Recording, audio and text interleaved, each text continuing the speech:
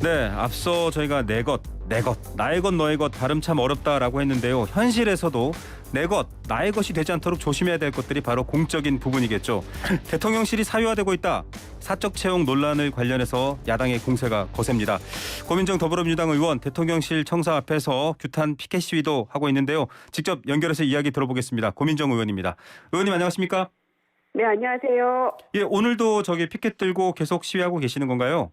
네, 아침에 다녀왔습니다. 아, 아침에 다녀오셨군요. 거기서 그래도 현직 의원이신데 이렇게 피켓 들고 네. 있으면 대통령실 관계자나 뭐 정무실이나 누가 와서 좀 이렇게 얘기를 하거나 보거나 그렇습니까? 보통은 정무수석실에서 그럴 법도 한데 오늘 4일째 가고 있지만 뭐 전혀 그런 건 없네요. 아, 전혀 없고 그냥 그 앞에서 왔다 갔다 하는 뭐 경비 인력이나 이런 분들만 보시는 거군요. 그렇죠. 네.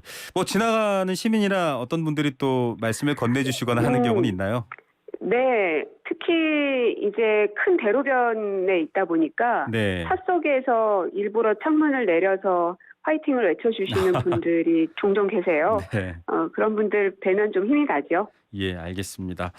자, 윤석열 궁궐이라는 표현을 쓰시면서 의원님께서 많이 지금 비판하고 있습니다. 대통령실 직원 채용 개개 안건에 대해서는 지금 이제 해명을 내놓고 있긴 합니다만 어떤 부분들이 가장 문제다라는 지점 한 번만 더 정리해서 말씀해 주시죠.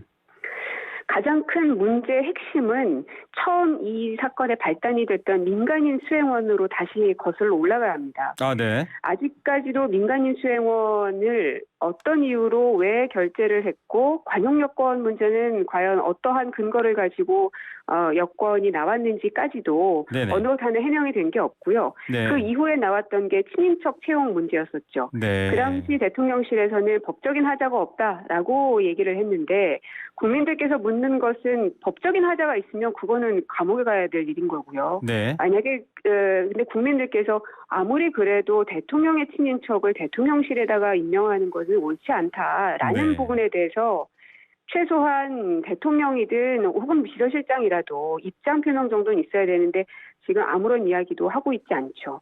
그런 얘기를 할 때마다 사실은 뭐 의원님도 지금 같은 상황에 놓여 있습니다만 전 정부 인사를 자꾸 예를 들어서 똑같지 않느냐라고 비판을 하거든요. 어떻게 저희 답변하시겠습니까? 문재인 정부에서는 친인척을 채용한 바가 전혀 없고요. 네. 그리고 민간인을 어떠한 특정한 어떤 능력이 있다든지 뭐 예를 들어 BTS와 같은 네네. 그런 사안이 아닌 사람을 민간인을 대통령의 가장 중요한 기밀을 유지해야 할 수행원에 합류했던 적은 없습니다. 예, 그리고 개그맨 김영철 씨랑 같이 찍은 사진 지금 보도가 됐는데 그 부분도 역시 같은 맥락으로 그러니까 전문가로서 필요해서 같이 간 거다 이렇게 말씀하시는 건가요? 그렇죠. 그분을 그냥 일반 민간인으로 생각하신다. 그러니까 민간인 그 인사비서관의 부인 되시는 분, 네네. 그분과 똑같은 선상에 놓고 보신다면 김영철 씨가 굉장히 서운해할 일일 것 같은데요. 그 인사비서관 부인분도 외국어에 능통하고 뭐 여러 행사 기획을 잘한다 이렇게 해명을 했습니다. 어떻게 듣고 계세요? 만약에 그 해명이 맞아 들어가려면 대한민국 외교부는 다 없어져야 됩니다. 네. 영어를 잘하고 그 나라의 현지의 상황들을 잘 파악하고 있고 이런 모든 것들을 외교부가 해야 할 역할이고 지금까지 그것들을 충분하게 능력 있게 잘 해낸 게 대한민국 외교부의 역할이었습니다. 네. 그것을 통째로 부인하는 발언이거든요. 예. 결국 이런 문제가 지금 커지면서 또 배경에서 김건희 여사 얘기가 계속 거론이 되고 있습니다. 여러 가지 뭐 지금 우상호 비대위원장도 그런 말씀을 하셨어요. 실질적으로 김건희 여사의 입김이 대통령실 네. 인사라든지 이런 부분에 하는 것 아니냐라는 의혹 제기를 했습니다. 같은 입장이신가요? 이 뭐든지 의혹이라는 단어가 나왔을 때 그것이 국민들 머릿속에 이해가 되어지느냐 아니느냐에 따라서 네. 의혹이 증폭되기도 하고 아니면 그냥 오히려 역풍을 맞기도 합니다. 그렇죠. 네. 그러나 지금 현재 김건희 여사가 뭔가 연관이 있거나 뭔가 힘을 발휘하고 있다라는 것에 대해서 계속 의혹이 증폭되고 있다는 점을 대통령실에서 굉장히 무겁게 바라봐야 된다는 생각이고요. 네. 그럴 만한 근거들은 이제 코바나 콘텐츠 직원 2분께서 채용된 것, 네. 또 친인척도 역시 이제 김건희 여사 수행을 위해서 그쪽으로 채용이 됐다고 밝혔었고요. 예. 민간인 수행원도 역시 마찬가지였고, 그래서 이 모든 사안들 중심에는 김건희 여사가 있었기 때문에 이러한 의혹들이 말도 안 되는 일이다 하면서 끝나는 게 아니라 네. 계속해서 증폭되고 있고 꼬리에 꼬리를 잇고 있는 형국이 나오는 거죠. 예, 그 좀 지지율이 떨어지고 여러 가지 어려운 상황이 되고 있어서인지 모르겠지만 요즘은 뉴스에도 잘 등장 안 하고 두문불출하고 있습니다. 말 그대로. 어떻게 네. 보십니까? 그런다고 해서 문제가 해결되진 않습니다. 왜냐하면 그러니까 김건희 여사 관련된 문제가 터졌던 거는 이제 나토에서 네, 정상회의 같이 참석. 가시면서 문제가 생겼던 건데요. 그럼 향후에도 여러 나라의 정상들이 대한민국에 이제 국빈으로 방문을 하게 될 것이고요. 네네. 뿐만 아니라 윤석열 대통령도 이제 여러 나라들 이제 순방을 다니시는 일들이 생길 텐데 네. 그때마다 김건희 여사를 둘러싼 이러한 문제가 계속 생길 수도 있다. 네. 그렇기 때문에 영부인이라는 역할을 본인은 후보 당시에 아무것도 하지 않겠다라고 약속했지만 그 약속을 이미 깨신 거잖아요. 네. 행보를 하셨기 때문에. 그러면 그렇게 행보를 하실 거면 정확하게 이부속실을 만들어서 이런 네. 논란이 없어지도록 조치를 취하셔야 된다는 겁니다. 예. 자, 뭐 거기에 대해서는 계속 공약 사항이고 그럴 생각이 없다라고 또 밝혀서 어떻게 될지 지켜봐야 될 것 같습니다. 이런 상황 때문에 지금 비서실장, 인사비서관, 총무비서관 경질해야 된다라고 얘기를 하셨습니다. 네. 경질이 사실상 될지도 의문입니다만 이 경질이 필요하다라는 배경 가장 중요한 이유 뭘까요?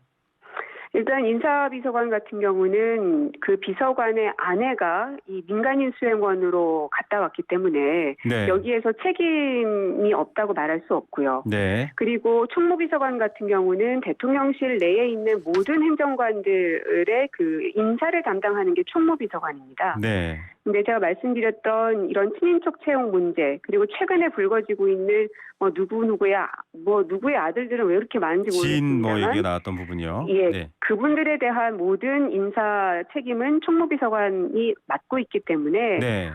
더 이상은 이분들이 자리를 보존하는 것이 그저 이제 고집불통으로밖에는 보여지지 않는다라는 것이고 예. 그리고 비서실장은 사실 대통령실에서 일어나는 모든 것에 대한 총 책임을 지는 사람입니다. 네. 근데 이분 또한 전혀 어떠한 입장도 내고 있지 않고 뭐 얼굴조차 볼 수가 없는 상황이지 않습니까? 네. 그래서 이제는 결국은 이제 대통령으로까지 이 입장을 물을 수밖에 없는 상황까지 치달은 거고요. 어찌 보면 초기에는 총무비서관 선에서 정리될 수도 있었고 조금 지난 이후에는 비서실장 선에서 정리될 수도 있었지만 결국은 윤석열 정부에서 그 모든 것들을 거부한 덕에 지금은 대통령한테까지 이 모든 화살이 쏟아지고 있는 상황입니다. 청와대 참모 수준에서 해결해야 될 부분들을 안 했기 때문에 결국은 대통령이 책임지는 상황으로 가고 있다 이렇게.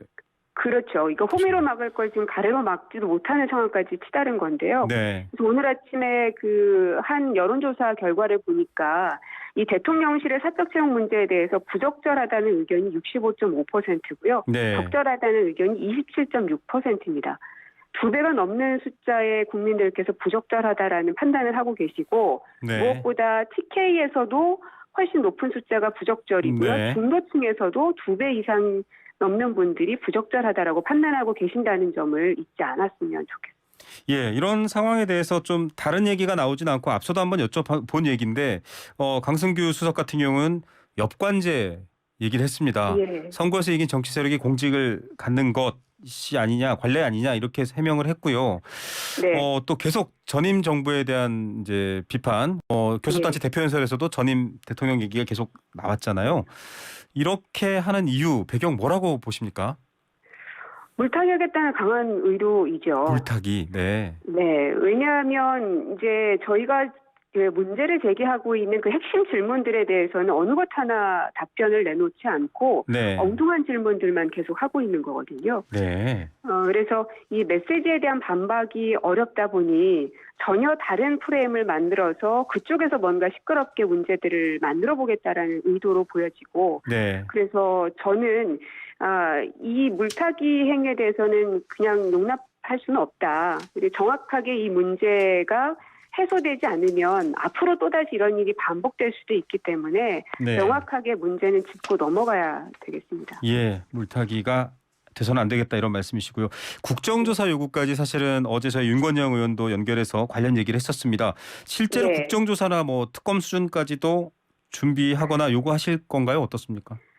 국정조사 얘기가 나온 때는 보통 도저히 거기에 대한 이 감사를 할 수 없거나 네. 우리가 이제 국회의원으로서 무슨 자료가 있든지 혹은 해명이 있든지 뭐가 있어야지 그 의혹에 대해서 문제를 풀어나가는데 네네. 지금 현재 대통령실은 모든 자료 접근에 대해서 다 금지를 하고 있습니다. 네. 제가 지금까지 쭉 말씀드렸던 여러 문제 지적들을 증명하기 위한 여러 자료 제출을 요구를 대통령실에 드렸는데요. 네. 어느 것 하나 온 자료가 없습니다. 아. 그런 상황에서는 이 문제를 해소할 수 있는 방법은 아무것도 없는 셈인 거거든요. 네네. 그러다 보니까 국정조사라는 방법까지 동원이 되어지는 것이죠. 예, 저희가 앞서 뉴스 브리핑 코너에서 이제 이 지지율 관련 소개를 하면서 좀 특이한 얘기가 나왔습니다. 윤석열 정부와 문재인 정부를 비교했을 때 60% 가까이 10명 중 6명은 문재인 정부가 더 낫다라고 택했다고 합니다. 이런 여론조사 배경의 근거 뭐라고 판단하십니까? 글쎄요. 이 전 정부의 한 사람으로서는 기분이 좋기도 하지만 또 대한민국의 국민으로서는 마냥 좋기만 하지는 않습니다. 네. 그만큼 현재 새롭게 야심차게 시작한 이 새 정부가 국민들에게 인정받지 못하다는 것이기 때문인데요.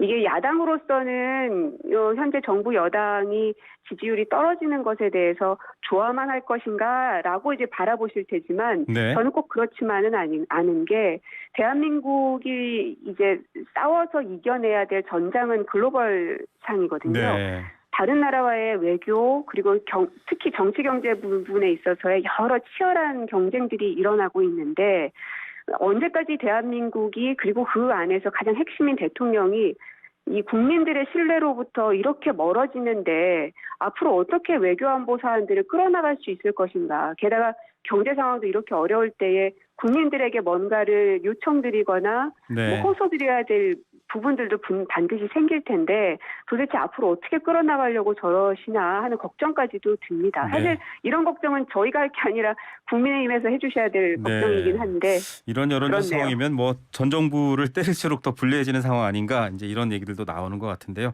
다음 주제로 좀 저희가 넘어가 보겠습니다. 8.28 예. 전당대회 이제 뭐 거의 한 달 가까이 남았는데 최고위원 도전장 내미셨잖아요. 예. 네, 나는 친명도 반명도 아니고 친문이자 반윤이다 이런 인터뷰 얘기도 있었는데 출마 네. 변 좀 짧게 설명해 주시죠. 지금의 대통령실로부터 생겨나는 여러 가지 인사 전횡들, 또 대통령실의 무리한 이전, 또 검찰공화국을 조성하고 있는 문제들. 하지만 경제 상황은 굉장히 극도로 위기 상황까지 몰리고 있는데 부자와 재벌 대기업들을 위한 정책에는 굉장히 열을 올리고 있지만 네. 지금 현재 거제에서 일어나고 있는 이 문제에 대해서는 공권력을 마치 할 것처럼 네. 이 극단으로까지 지금 치닫고 있는 이 모든 상황들을 봤을 때 윤석열 정부를 이대로 두어서는 대한민국의 기본이 다 흔들려 버리겠다는 좀 절박감이 있었습니다. 네. 그래서 민주당이 강하면서도 유능한 야당 역할을 하기 위해선 제가 그 중심에서 역할을 할 수 있지 않겠나 하는 호소를 드리고자 나왔습니다. 네, 사실 민주당 내에도 여러 이제 97세대 또 설훈 의원도 지금 당대표 출마를 하셨고요. 상황이 좀 여러 가지로 갈려 있는데 특히 이재명 의원을 놓고 이제 여러 개파 얘기가 나오고 있습니다. 뭐 여러 보도가 많이 됐습니다만 직접 말씀을 해주시죠. 이재명 의원과의 관계는 어떻게 설정하고 계시는가요? 이재명 의원님도 민주당 의원이시고 저도 이제 한 사람의 의원인 것이죠. 네. 하지만 이제 어떤 곳에서는 저를 두고 이제 반명이다라고 제목을 뽑기도 하시던데 저는 거기에는 동의되지는 않고요. 예. 예. 만약에 반명이었으면 대선 후보 당시에 어떻게 제가 선거운동을 할 수 있었겠습니까? 네. 더 이상은 이 민주당을 이렇게 갈라놓지 않으셨으면 좋겠다. 네, 갈라놓겠다. 근데 또 인터뷰에서 어쨌든 그 사법 리스크라든지 사법 탄압이든지 어쨌든 사법적 문제가 당에 넘어야 될 산이 되지 않을까. 그런 이유 때문이라도 좀 최고위원은 다양하게 탄탄하게 뽑아야 한다 이런 주장도 하셨어요. 네, 맞습니다. 이 사법적인 문제 등에 대해서는 제가 이 사실관계에 대해서 접근할 수 있는 위치에 있지 않기 때문에 네네. 그 부분은 이재명 의원님께서 반드시 넘어가야 될 산일 것이다. 아마 본인도 그렇게 생각하시리라 생각이 들고요. 예.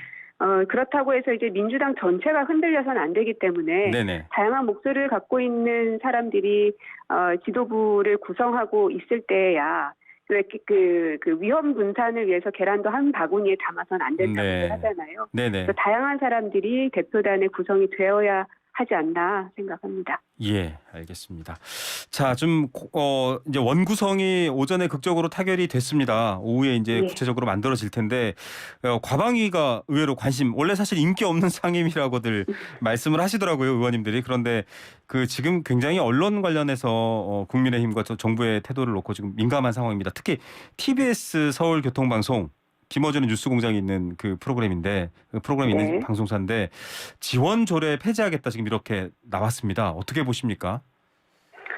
서울시 의원들께서 발의한 걸로 알고 네네. 있는데 그 이제 국민의힘 의원들이 총 76분이신데 그 중에 75분이 발의한 걸 보면 이제 거의 다 하신 것 네네. 같은데 어떤 생각으로 하셨는지 모르겠습니다. 왜냐하면 만약에 이제 출자를 하지 않게 되면은 TBS는 문을 닫을 수밖에 없는데 현재 그 채널 점유율이 예전에는 한 3.3%였는데 최근에는 15% 내외로 높게 나오는 걸로 네. 알고 있거든요. 이것을 이 정치적으로 다가가지 않았으면 좋겠다. 네. 오히려 이렇게 정치적으로 자꾸 해석하고 다가갈수록 국민의힘에서는 방송 장악의 의도를 드러내고 있는 것이 아니냐라는 이 의혹이 증폭될 수밖에 없는 거거든요. 네. 예, 그래서 현명하게 판단하시기를 기대합니다. 방송 장악으로 국민들한테 보여지지 않아야 한다라는 얘기셨고요. 이제 뭐 가장 저희도 같은 라디오 시사 프로그램입니다만 이제 김어준의 뉴스공장이 영향력이라든지 또 여러 가지 유명세가 많습니다. 사실상 보수 세력에는 조금 불리하게 방송을 하고 있고 전 정부나 진보 세력에는 유리하게 하고 있다. 그래서 편파적이다. 이런 비판을 받고 있거든요. 어떤 입장이십니까? 편파적인지 아닌지 그리고 공정한지 아닌지는 정치인으로서 판단의 말씀을 드리기는 좀 적절하지 않다는 네. 생각이 들고요. 이 비판할 수는 있지만 그래서 이제 그 언론의 독립성을 모두가 똑같이 네. 중요하게 생각을 하는 것이고 그래서 지배구조 개선법과 같은 이 사장선임 문제에 대해서도 이제는 국회에서 좀 시급하게 해결해야 되는 것이다라고 네. 생각을 합니다. 예, 사실 뭐 공영방송 관련된 제도 정립 지난 정부에서도 좀 못하지 않았냐 이런 목소리도 있었기 때문에 맞습니다. 지금이라도 그 과제가 와야 된다 이런 얘기를 하고 있습니다. 자, 저희가 이제 시간이 거의 마무리되어 가고 있는데요. 그 한상혁 방통위원장, 정현주 방심위원장 사퇴 압박이냐 이렇게 보고 있습니다. 어떻게 판단하십니까? 사퇴 압박으로 보이죠. 네. 너무 대놓고 하셔서 당황스러울 정도인데요. 네. 그리고 권성동 대표가 이 정부에서 공영방송 장악을 시도한 적이 없다라고 강하게 주장을 하셨던데 네네. 굉장히 그 선택적 기억력을 갖고 계신 것 같습니다. MB 시절에 2008년이었던 걸로 기억하는데요. KBS에 경찰이 난입했던 것도 모두가 기억을 하고 있고요. 네. 2014년에 세월호 관련해서 보도 지침을 내렸던 것도 네. 박근혜 정부에서 있었던 일입니다. 그렇기 때문에 공영방송에 대한 장악 음모가 이 국민의힘에서 있는 것 아니냐라는 의혹들이 해소되는 게 아니라 점점 증폭되는 이유가 이러한 과거 사례들이 있기 때문입니다. 네. 당연히 그게 아니기를 다시 반복되지 않기를 바랄 뿐이고요. 예. 어떻게 최고위원 예비 컷오프는 충분히 통과하실 거라고 자신하십니까? 쉽지가 않습니다. 후보가 워낙 많이 나오셔서요. 네, 굉장히 많이 나오셨더라고요. 저 개인적으로는 쉽지 않은 선거이지만 그래도 국민들과 당원들께는 이렇게 민주당의 다양한 후보군들이 존재할 수 있구나라는 걸 보여드릴 수 있고 또 흥행도 어느 정도는 성공의 모습을 보여드릴 수 있었던 것 같아서 그거는 좀 소기의 성과가 있는 거 아닌가 생각이 듭니다. 흥행에는 나도 한몫했다 이런 얘기도 들리네요. 네, 오늘 말씀 감사드립니다. 예, 고맙습니다. 네, 더불어민주당 고민정 의원이었습니다.